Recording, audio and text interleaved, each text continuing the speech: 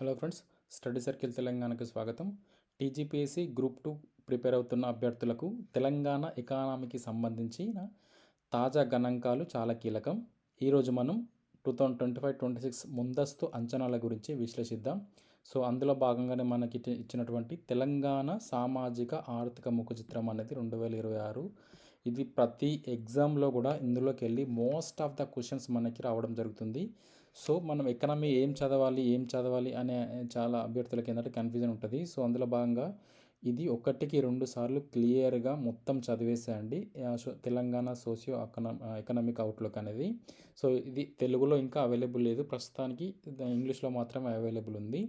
So నెట్లో కూడా మనకి ఆన్లైన్లో ఫ్రీగా అవైలబుల్ అవుతుంది. సో ప్లీజ్ డౌన్లోడ్ చేసుకొని ఇంగ్లీష్ వర్షన్లో ఇంగ్లీష్ వచ్చిన వాళ్ళు చదివేసేయండి. తెలుగు వారికి మెయిన్ ఇక్కడ చెప్పేసిందంటే అందులో మెయిన్గా ఏమున్నాయని చెప్పేసి ఇందులో పీడిఎఫ్లు ఇవ్వడం జరిగింది. దానికోసం ఈ క్లాసు. సో ప్లీజ్ ఎవరైతే నా వీడియోని ఫస్ట్ టైం చూస్తున్నారో లైక్ చేయండి, సబ్స్క్రైబ్ చేసుకోండి. ఇక ఏమాత్రం లేట్ చేయకుండా మనము టాపిక్లోకి వెళ్ళిపోదాము. ఇందులో భాగంగా మనం చూసుకున్నట్లయితే తెలంగాణ సామాజిక ఆర్థిక ముఖ చిత్రము 2026లో అనేది భాగంగా. సో ఇందులో మనము ఎక్స్ప్లెయిన్ చేసుకోవాల్సింది ఏంటంటే భవిష్యత్తు లక్ష్యాలు ఏమున్నాయి. సో అందులో భాగంగా జిఎస్డిపి జీడిపి మధ్య పోలిక ఏముంది. సో అందులో భాగంగా స్థిర ధరల వద్ద ఎంత ఉంది అండ్ ప్రస్తుత ధరల వద్ద జిఎస్డిపి జీడిపి మధ్య వ్యత్యాసం పోలిక ఏ విధంగా ఉంది అండ్ అదేవిధంగా తలసరి ఆదాయం అంటే ఏంటి. సో రంగాల వారీగా ఆ విశ్లేషణ మనము ఈ వీడియోలో చూద్దాము. ఓకేనా. నెక్స్ట్ ఇందులో చూసుకున్నట్లయితే చూడండి, అంతర్జాతీయ ద్రవ్యనిధి ప్రపంచ ఆర్థిక వ్యవస్థకు సంబంధించిన అంచనా ప్రకారము 2025-26లో ప్రపంచ ఆర్థిక వ్యవస్థ 3.3% వృద్ధిని కొనసాగిస్తుందని ఇది అంచనా వేసింది. ఐఎంఎఫ్ అంచనా వేసింది. సో 2027లో 3.2% వృద్ధిని కొనసాగిస్తుందని అంచనా వేసింది. ఇది ప్రపంచ ఆర్థిక వ్యవస్థకు సంబంధించి, అంటే అన్ని దేశాల ఆర్థిక వ్యవస్థకు సంబంధించి యావరేజ్. సో అభివృద్ధి చెందిన దేశాల ఆర్థిక వ్యవస్థలు 2026లో 1.8% వృద్ధిని అంచనా వేస్తుండగా అమెరికా 2.4% వృద్ధితో ముందుంది. సో ఇది ఏంటంటే అభివృద్ధి చెందిన దేశాల ఆర్థిక వ్యవస్థలేమో రిమైనింగ్ దేశాలేమో 1.8% అభివృద్ధిని అంచనా వేస్తే అమెరికా మాత్రము 2.4% వృద్ధితో ముందుంది. సో మరి అభివృద్ధి చెందుతున్న ఆర్థిక వ్యవస్థలు సగటున 4% నుంచి 4.2% వృద్ధిని కొనసాగిస్తున్నాయి. అభివృద్ధి చెందిన దేశాలు ఇంత శాతం తక్కువ చేస్తే అందులో అమెరికా అనేది 2.4% వృద్ధితో ముందుంది.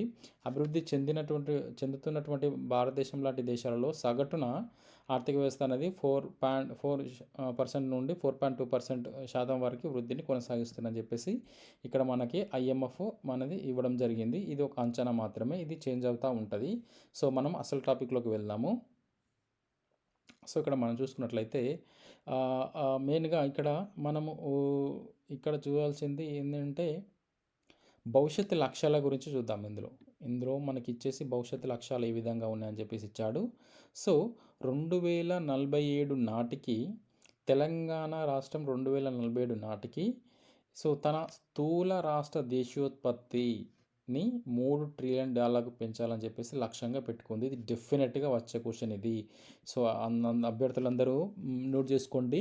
2047 నాటికి $3 ట్రిలియన్ స్థూల రాష్ట్ర దేశీయోత్పత్తి జిఎస్డిపికి పెంచాలని లక్ష్యంగా పెట్టుకోవడం జరిగింది. ఇందులో భాగంగా pure rare, so CURE PURE RARE. So ఈ నమూనాలో లక్ష్యాన్ని సాధించాలని నిర్ధారించడం జరిగింది. సో ఈ $3 ట్రిలియన్ జిఎస్డిపి లక్ష్యాన్ని సాధించాలంటే తెలంగాణ తన ప్రస్తుత వృద్ధిని అధిగమించి రాబోయే 2 దశాబ్దాల పాటు అధిక రెండంకెల వృద్ధిని సాధించాల్సి ఉంటుంది. సో 2025-30 మధ్య సగటున 8% ఉండాలి. 2031 నుండి 39 మధ్య సగటున 7% ఉండాలి. 2041 మధ్య సగటున 5.2% వృద్ధిని లక్ష్యంగా పెట్టుకోవడం జరిగింది. ఈ లక్ష్యాలు సాధిస్తేనే మనకి 2047 సంవత్సరం నాటికి $3 ట్రిలియన్ స్థూల రాష్ట్ర దేశోత్పత్తి అనేది సాధించడానికి మనకి లక్ష్యంగా ఉండడం జరుగుతుంది. సో అందులో భాగంగా ఏంటంటే ఈ ప్యూర్ రేర్ అనేటివి ఏంటంటే క్యూర్ అంటే కోర్ అర్బన్ రీజియనల్ ఎకానమీ అని చెప్పేసి, అదేవిధంగా ప్యూర్ అంటే ఇక్కడ ప్యూర్ అన్నాడు కదా, పెరి అర్బన్ రీజనల్ ఎకానమీ అని చెప్పేసి, కోర్ అంటే రీజనల్ ఎకానమీ అని చెప్పేసి ఇక్కడ మనకి దీని ఒక అబ్రివేషన్స్గా మనం చెప్పుకోవచ్చు. సో ఇది ఏంది అంటే, క్యూర్ అంటే కోర్ అర్బన్ అంటే ఇప్పుడు హైదరాబాద్ నుండి దాని చుట్టుపక్కల ప్రాంతాల వారికి ఏదైతే కోర్ ఉంటుందో, సో దానికి సంబంధించి అందులో పెట్టుబడులు అనేటివి మనకి సేవా రంగాలలో ఎక్కువ మనకి ఆ ప్రాంతంలో పెట్టుబడడానికి అవకాశము అనేది గవర్నమెంట్ కల్పిస్తుంది. అదేవిధంగా అంటే కోరు నుండి తీసుకుంటే మనము రూరల్ ఏరియా ఏవైతే ఉన్నాయో వాటి బార్డర్ వరకు మనకి ప్యూరు ఈ మధ్య ప్రాంతంలో మనం ఏం చేస్తామంటే దీన్ని ఆర్ఆర్ఆర్ అంటాం కదా, సో రీజనల్ రింగ్ రోడ్ అని చెప్పేసి ఆ మధ్య ప్రాంతాన్ని ఎక్కువ ఈ తెలంగాణ ఈ విజన్లో భాగంగా దీనికి పరిశ్రమలు పెట్టుబడుల కోసం ఈ ప్రాంతాన్ని మనకి సెలెక్ట్ చేయడం జరిగింది. సో రేర్ అంటే ఏంటంటే రూరల్ అగ్రి రీజనల్ ఎకానమీ అని చెప్పేసి రిమైనింగ్ ప్రాంతం బార్డర్స్ తెలంగాణ బార్డర్స్ ఏమైతే ఉన్నాయో అవి మనకి అగ్రికల్చర్లో భాగంగా దానిలో డెవలప్మెంట్ అనేది జరుగుతూ ఉంటుంది. సో ఇదే అండి, ఇది ప్యూర్ రేర్ అని చెప్పేసి ఇక్కడ మనము 2047 నాటికి జిఎస్డిపి అనేది $3 ట్రిలియన్ల పెంచాలని లక్ష్యము. సో అందులో భాగంగా ఆ లక్ష్యాన్ని సాధించాలంటే ఇవి మనం సాధించాలి. ఏంటి ప్యూరు రేడు, ఓకేనా. సో అందులో భాగంగా వృద్ధి రేటు లక్ష్యాల గురించి ఇచ్చాడు. ఏంటంటే 2025 నుండి 35 మధ్య సగటున 8%, 2031 నుండి 39 మధ్య 7%, 2041 తర్వాత సగటున 5.2% వృద్ధిని సాధించాలని లక్ష్యంగా పెట్టుకోవడం జరిగింది. ఇది మొత్తం అదే చెప్తుంది ఈ పేరా మొత్తం. నెక్స్ట్ చూసుకున్నట్లయితే జిఎస్డిపి మరియు ఇక్కడ జిఎస్డిపి ఇచ్చాడు. సో దీనిలో ఏంటంటే జిఎస్డిపి మరియు జీడిపి మధ్య పోలిక ఏ విధంగా ఉంది, ముందస్తు అంచనాలు ఇవి. సో చూసుకున్నట్లయితే ప్రస్తుత ధరల వద్ద చూద్దాము అండ్ స్థిర ధరల వద్ద చూద్దాము. స్థూల రాష్ట్ర దేశోత్పత్తి అనేది ఒక నిర్దిష్ట కాల వ్యవధిలో సాధారణంగా 1 సంవత్సరం తీసుకుంటాము.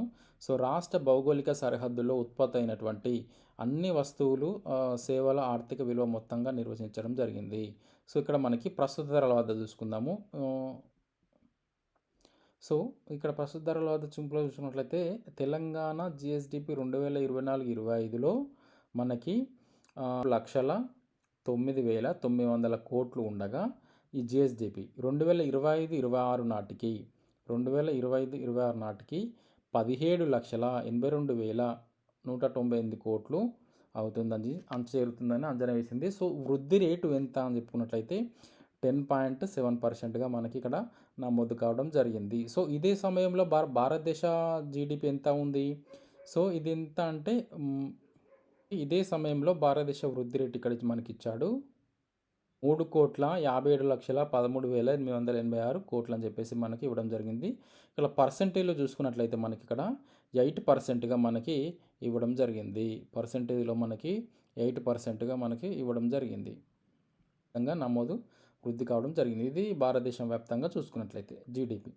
సో మరి ఇదే స్థిర ధరల వద్ద ఎట్లా ఉందని చూసుకున్నట్లయితే మనం ఇంతకుముందు ప్రస్తుత ధరల వద్ద చూసుకున్నాం కదా, ఇప్పుడు స్థిర ధరల వద్ద తెలంగాణ జిఎస్డిపి 2024-25లో 8,20,197 కోట్లు కాగా, సో 2025-26 నాటికి 8,89,591 కోట్లకు చేరుతుందని అంచనా వేసింది. సో దీని వృద్ధి రేటు 8.5% అనేది మనకి ఇక్కడ చెప్పడం జరిగింది, 8.5%. సో ఇదే సమయంలో మరి భారతదేశ జీడిపి ఎంత ఉంటే దేశ జీడిపి 2,1,89,911 కోట్లుగా అంచనా వేయబడింది. మరి దీని వృద్ధి రేట్ ఎంత అంటే మనకి ఇక్కడ చెప్పుకోవచ్చు 7.4%గా నమోదు కావడం జరిగింది. సో ఈ విధంగా ఉంటుంది. ఇది ప్రస్తుత ధరల వద్ద తెలంగాణ జిఎస్డిపి, భారతదేశ జీడిపి ఎంత ఉంది. సో స్థిర ధరల వద్ద తెలంగాణ జిఎస్డిపి, భారతదేశ జీడిపి ఎంత ఉంది పర్సెంటేజ్ వైజ్గా చూసుకుంటే సరిపోతుంది. ఆ వాల్యూస్ అవసరం లేదు, జస్ట్ పర్సెంటేజ్ పర్సెంటేజ్ సరిపోతుంది ఎగ్జామ్లో. సో నెక్స్ట్ మరి ఈ తలసరి ఆదాయం గురించి చూసుకున్నట్లయితే, సో ఈ తలసరి ఆదాయం అంటే ఏంటంటే అనేది ఒక నిర్దిష్ట భౌగోళిక ప్రాంతంలో ప్రాంతం లేదా నగరం, ఆ భౌగోళిక ప్రాంతం అంటే దేశం లేదా ప్రాంతం లేదా నగరం వంటివి నిర్దిష్ట కాల వ్యవధిలో సాధారణంగా 1 సంవత్సరం పాటు సంపాదించినటువంటి సగటు ఆదాయంగా నిర్వచించవచ్చు. తలసరి ఆదాయం అనేది ఆ ప్రాంత మొత్తం ఆదాయాన్ని దాని మొత్తం జనాభాతో భాగించగా వచ్చేదే తలసరి ఆదాయము.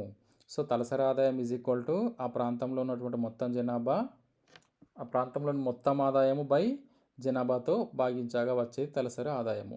సో మరి ఇందులో కనుక చూసుకున్నట్లయితే సేమ్ మళ్ళీ ప్రస్తుత ధరల వద్ద, స్థిర ధరల వద్ద. సో తలసరి ఆదాయంలో తెలంగాణ దేశ సగటు కంటే చాలా ముందుంది మనం చెప్పుకోవచ్చు. సో మరి ప్రస్తుత ధరల వద్ద 2025-26 నాటికి తెలంగాణ తలసరి ఆదాయము 4,18,931. ఇది చాలా ఇంపార్టెంట్ అండి. ఇది అభ్యర్థులను నోట్ చేసుకోండి, బుక్లో రాసుకోండి. ప్రస్తుతం తెలంగాణ సింపుల్గా ఎట్లా అడుగుతానంటే Telangana PCI per capital income ఎంత, తలసరి ఆదాయం ఎంత అని చెప్పేసి 2025-26 నాటికి తెలంగాణ తలసరి ఆదాయం అనేది 4,18,931 అని చెప్పేసి. వృద్ధి రేటు ఎంత అంటే 10%, 10.2%. ఇది. సో అదే సమయంలో మరి దేశ తలసరి ఆదాయం ఎంత? దేశ తలసరి ఆదాయం అనేది ఇక్కడ మనకి 2,19,575. 2,19,575 అనేది దేశ తలసరి ఇది ఆదాయం చూసుకున్నట్లయితే. మరి దీని వృద్ధి రేట్ ఎంత అంటే 6.9%. సో దేశ తలసరి ఆదాయం అనేది 6.9 ఉంటే మనకి తెలంగాణ తలసరి ఆదాయం అనేది 10.2%గా ఉండడం జరిగింది. చాలా ఎక్కువ ఉన్నది. సో ఇది ప్రస్తుత ధరల వద్ద. మరి స్థిర ధరల వద్ద చూసుకున్నట్లయితే 2024-25లో చూద్దాము. ఇక్కడ 2025-26లో నాటికి తెలంగాణ తలసరి ఆదాయం అనేది 2,04,022 రూపాయలు. ఇది వృద్ధి రేట్ ఎంత అని చెప్పుకున్నట్లను 8.3%. సో అదేవిధంగా మరి దేశ తలసరి ఆదాయము స్థిర ధరల వద్ద 2024-25లో ఎంత ఉంటే 2025-26లో 1,21,000 ఇది ఎంత అండి? 1,21,968. సో ఈ 2025-26లో వృద్ధి రేట్ అనేది 6.3%గా ఉంది. ఓకేనా? మనకి ఇక్కడ ఎంత ఉంది? స్థిర ధరల వద్ద తెలంగాణ అనేది వృద్ధి రేటు 8.3 ఉంటే భారతదేశ వృద్ధి రేట్ అనేది తలసరి ఆదాయం అనేది 6.3%గా ఉండడం జరిగింది. ఇవి చాలా ఇంపార్టెంట్. 8.3% అండ్ 6.3%. ఇది ప్రస్తుత ధరల వద్ద చూసుకున్నాము. స్థిర ధరల వద్ద ఒకసారి మరోసారి చెప్తున్నాను. తలసరి ఆదాయము నోట్ చేసుకోండి. 2025-26 నాటికి తెలంగాణ తలసరి ఆదాయం వృద్ధి రేటు చెప్తున్నాను. వృద్ధి రేటు 10.2%. ఇది ప్రస్తుత ధరల వద్ద. అదే దేశ తలసరి ఆదాయము వృద్ధి రేటు అంటే 6.9%. అండ్ నెక్స్ట్ స్థిర ధరల వద్ద 2025-26 నాటికి తెలంగాణ తలసరి ఆదాయం వృద్ధి రేటు 8.3%. మరి దేశ తలసరి ఆదాయం అనేది వృద్ధి రేటు 6.3%గా మనకి ఇవ్వడం జరిగింది. సో ఇక్కడ మనకి రంగాల వారీగా మనం చూసుకున్నట్లయితే తెలంగాణ వృద్ధిలో తృతీయ సేవా రంగం అనేది కీలక పాత్ర పోషిస్తుంది. ప్రస్తుత ధరల వద్ద రంగాల వారీగా తెలంగాణ మరియు భారతదేశం యొక్క సహకారం అనేది ఏ విధంగా ఉందో చూద్దాము. సో ఫస్ట్ తృతీయ రంగం చూద్దాము. తెలంగాణ జిఎస్డిపికి అత్యధికంగా 68%. సో తృతీయ రంగంలో చూసుకున్నట్లయితే 68.6% అనేది అత్యధికంగా ఉంది. సో ఇందులో భాగంగా సహకరిస్తుంది. జాతీయ స్థాయిలో ఎంత ఉంది అంటే మనకి ఇక్కడ 56.4% అనేది జాతీయ స్థాయిలో ఉంది. సో రాష్ట్ర సేవా రంగంలో రియల్ ఎస్టేట్, నివాస, వృత్తిపరమైన సేవల యాజమాన్యం అనేది అత్యధికంగా 34.1% అనేది కలిగి ఉండడం జరిగింది. 34.1%. సో ఇది సేవా రంగంలో రియల్ ఎస్టేట్, నివాస, వృత్తిపరమైన సేవల యాజమాన్యము అత్యధికంగా 34.1% అనేది వాటాను కలిగి ఉండడం జరిగింది. నెక్స్ట్ ద్వితీయ రంగం కనుక చూసుకున్నట్లయితే ద్వితీయ రంగంలో ఇవి ఉంటాయి. తయారీ, నిర్మాణము, విద్యుత్, గ్యాస్, నీటి సరఫరా వంటి ఉపరంగాలు ఈ రంగంలో ఉంటాయి. సో ఇక్కడ తెలంగాణలో దీని వాటా 16.3%. ద్వితీయ రంగంలో దీని వాటా 16.3%.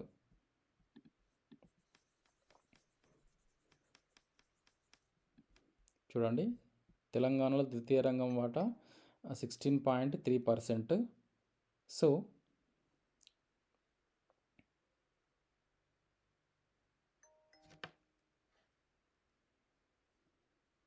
దేశంలో ఎంత ఉంది అంటే 25.2%గా మనం ఉండడం జరిగింది. ఓకేనా?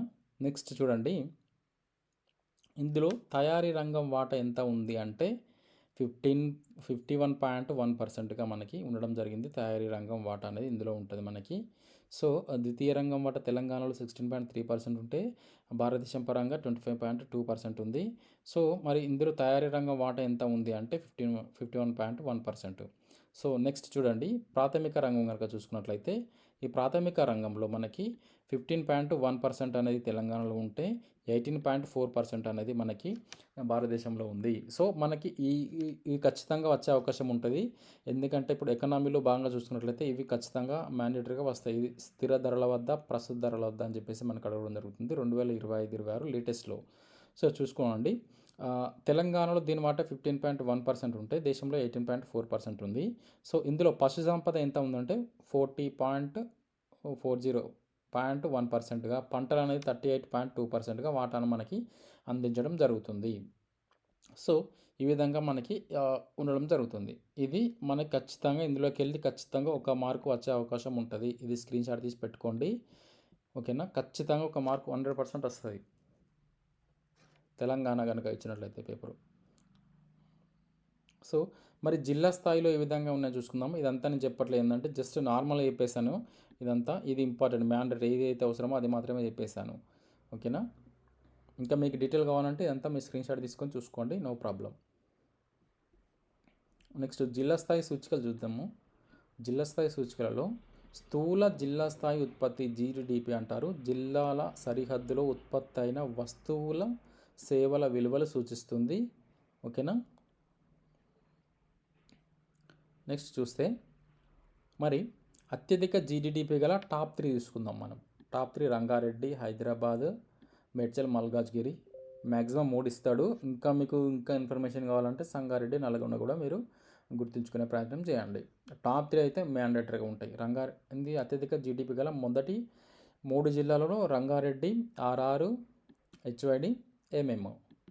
ఆర్ఆర్హెచ్ఎంఎం గుర్తుపెట్టుకోండి.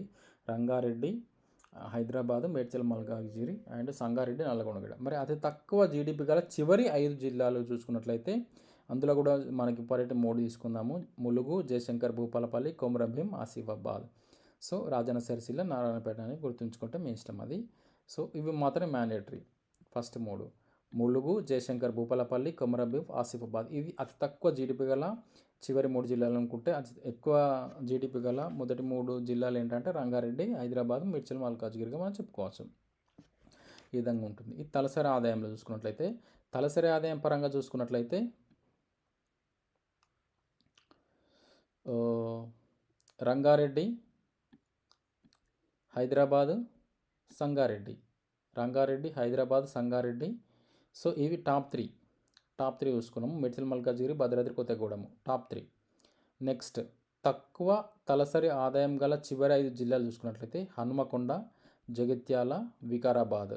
సో, ఇవి 3 మనకి అతి తక్కువ తలసరి ఆదాయం గల జిల్లాలుగా మనం చెప్పుకోవచ్చు. ఇది ఏంటంటే మనకి ఇక్కడ జీడిడిపి అన్నప్పుడు రంగారెడ్డి, హైదరాబాద్, మేడ్చల్, మల్కాజ్గిరి అత్యధికంగా ఉంటే, అతి తక్కువ జీడిపి ఉన్న రాష్ట్రాలు జిల్లాలు ఏంటి అంటే ములుగు, జయశంకర్, భూపాలపల్లి, కొమరంభీం, ఆసిఫాబాద్. నెక్స్ట్ తలసరి ఆదాయం పరంగా చూసుకున్నట్లయితే మళ్ళీ సేమ్. ఇక్కడ రంగారెడ్డి ఫస్ట్ ప్లేస్లో ఉంది, హైదరాబాద్ సెకండ్ ప్లేస్లో ఉంది. నెక్స్ట్ ఇక్కడ మనకి ఏంటంటే మేడ్చల్, మల్కాజ్గిరి పోయి సంగారెడ్డి వచ్చింది. ఓకేనా? ఈ టాప్ 3. నెక్స్ట్ అతి తక్కువ తలసరి ఆదాయం గల చివరి జిల్లాలు ఏంటి అంటే హన్మకొండ తక్కువ ఉంటుంది, జగిత్యాల, వికారాబాదు అండ్ రాజన్న సిరిసిల్ల, మహబూబాద్. సో, మిత్రులారా, టీజీపీఎస్సీ ఇలాంటి పరీక్షలకు సిద్ధమవడానికి ఒక మారథాన్ పరిగెట్టాలంటే సో రోజు గంటల తరబడి చదవడం, సిలబస్ చూసి కంగారు పడడం సహజమే. ఒకవైపు మన కుటుంబ బాధ్యతలు, మరోవైపు ఉద్యోగాలు చేస్తూ ఎక్కడో ఊరికి దూరంగా ఉంటూ ప్రిపేర్ అవుతున్న మీ కష్టం నాకు తెలుసు. ఓకేనా? మన పరిస్థితులు మనల్ని భయపెట్టకూడదు. మన గమ్యం వైపు నడిపించే ఇంధనంగా మారాలి. ఉదయాన్నే లేవగానే కాస్త ప్రశాంతంగా మీకు నచ్చినటువంటి వాటిని మీకు ఆడియో రూపంలో కానీ వినుకుంటూ ప్రశాంతంగా ఉంచుకొని మైండ్ని ప్రిపరేషన్ మొదలు పెట్టండి. సో, గుర్తుంచుకోండి, కష్టం మీది, గెలుపు మీది. ఏకాగ్రతతో చదవండి, పక్కా ప్రణాళికతో ముందుకు సాగండి. విజయం ఖచ్చితంగా మీ తలుపు తడుతుంది. All the best. సో, ఈ వీడియో కనుక మీకు నచ్చినట్లయితే ప్లీజ్ లైక్ చేయండి, సబ్స్క్రైబ్ చేయడం మర్చిపోకూడదు. Thank you.